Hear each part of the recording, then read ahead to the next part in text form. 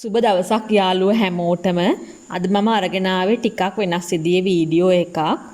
පිටකොටුවට ගිහිල්ලා කුස්සියට අවශ්‍ය බඩු ලාභෙට ගන්න පුළුවන් තැන් තමයි මේ වීඩියෝ එකෙන් පෙන්නන්නේ.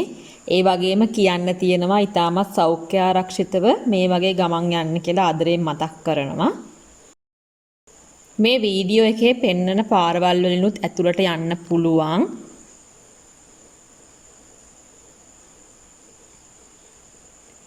අපි ඒ වුණාට වෙනත් පැත්තකින් යන්නේ.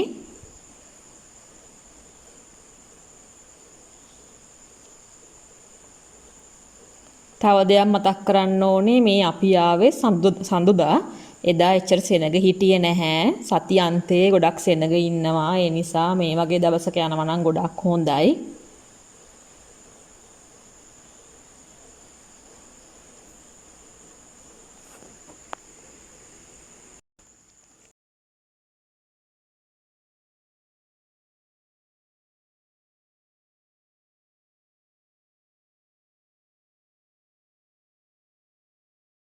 කුස්සියට ඕන බඩු ගන්න ඕන නිසා අපි වේල්ල වීදියේ පැත්තෙන් තමයි යන්නේ. ඒ වගේ මතක් කරන්න ඕනේ අපි මේ අද ආවේ බයික් එකේ.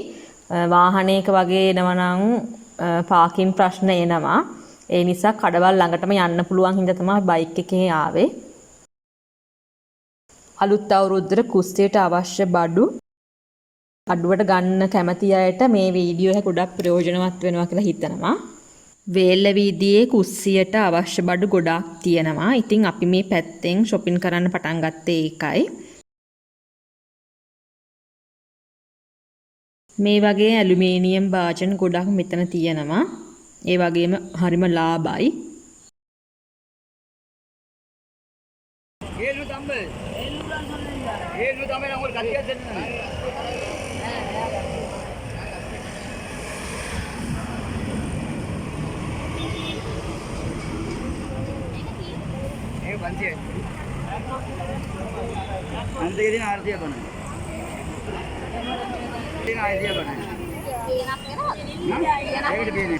තාච්චි වර්ග, පිට්ටු හදන ඒවා, ඇලුමිනියම් ජෝබු, ඒ වගේ ගොඩාක් දේවල් මෙතන තියෙනවා.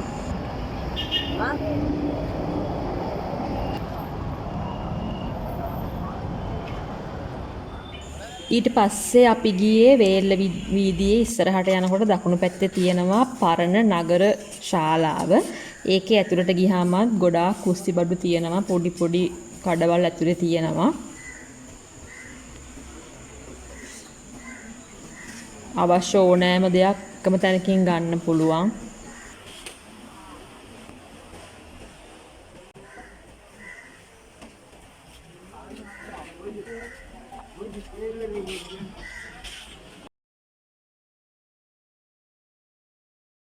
අපි ඊට පස්සේ ගියේ මේන් ස්ට්‍රීට් වලට.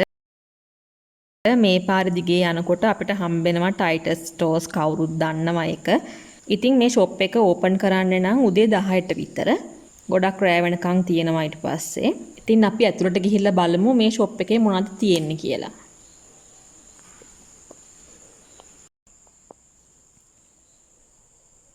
මෙතනට ආවහම ගොඩාක් බඩු එකම තැනකින් ගන්න පුළුවන්.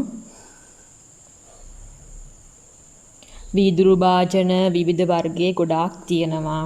ඒ වගේම ඇලුමිනියම් බඩු, ප්ලාස්ටික් බඩු ඕන දෙයක් ගන්න පුළුවන් මෙතනින්. තෑගි දෙන්න, කුස්සියට පාවිච්චි කරන්න ඒ වගේ ගොඩාක් වර්ග තියෙනවා.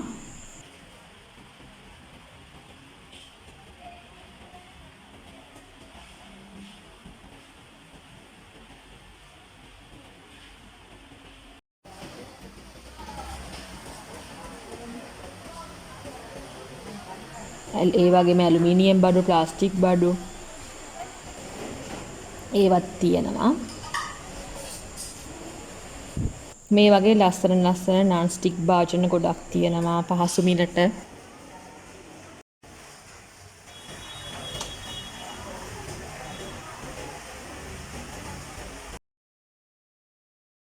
ඒ වගේම කුළු බඩු බෝතල්, මග් කටින් බෝඩ් ඒ වගේ ගොඩාක් තෝරගන්න බඩු තියෙනවා. එකම වහලයක්කින් ගන්න පුළුවන්.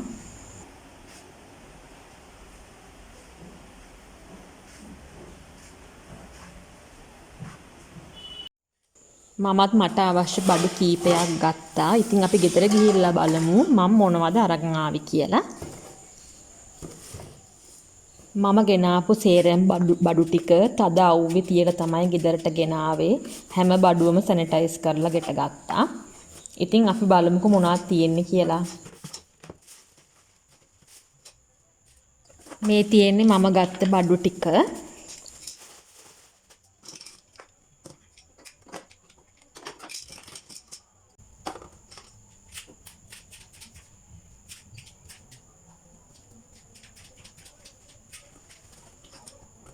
ටී හදන භාජනයක්. මේක මම ගත්තේ කොත්තමල්ලි රණවරා වගේ දේවල් හරිම පහසුවෙන් තම්මන්න පුළුවන් කියලා හිතන හින්දා. ඒ වගේම මේ වගේ පොඩි තාච්චියකුත් ගත්තා. මේ දෙකම මම ගත්තේ වේල්ල වීදියේ පාර අයිනේ තිබ්බ කඩෙන්.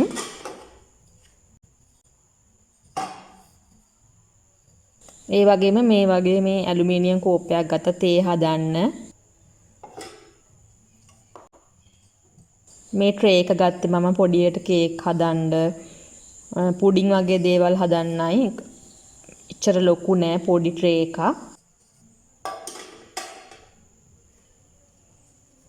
කේක් ට්‍රේ එකයි ඇලුමිනියම් කෝප්පෙයි මේ ලී හැන්දයි ගත්තේ මම ටයිටස් එකෙන්. ඒ වගේම මේ හැන්දි දෙකම රුපියල් 50ක් වගේ වුණේ. පාර අයිනේ හිටපු වෙලෙන්දෙන්ගෙන් තමයි මම ගත්තේ. එතනින්ම මම මේ පිහි දෙකක් ගත්තා. මේක නම් පාන් කපන පිහියක්.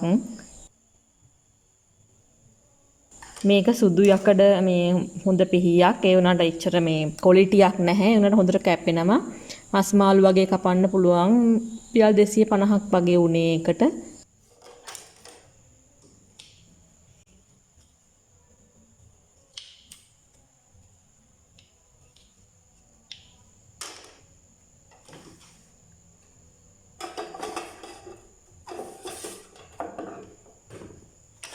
තව මේ වගේ ප්ලාස්ටික් ලොකු කූඩයක් ගත්තා.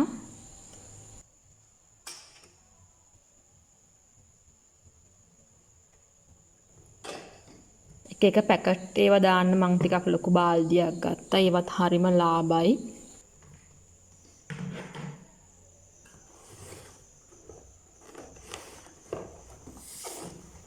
ඒ වගේම මේ ග්‍රීන් චෙෆ් කියන ඉන්දියන් බ්‍රෑන්ඩ් එකේ non stick pan එකකුත් මම ගත්තා.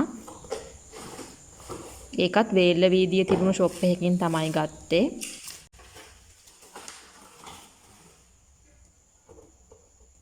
මේ වගේ non stick භාජන ගන්නකොට ඉන්දියන් එක ගන්න බලන්න. ගොඩක් තැන්වල තියෙන්නේ චයිනීස් එක. ඊට වඩා ටික කාලයක් මේ ඉන්දියන් එක පාවිච්චි කරන්න පුළුවන් නිවැරදි විදියට පාවිච්චි කරොත්. 1800ක් වගේ වුණා මේ non stick pan එකට. non stick pan එක නැතිව මේ අනිත් බඩු ටිකට මට 2300ක් වගේ පුංචි මුදලයි ගියේ.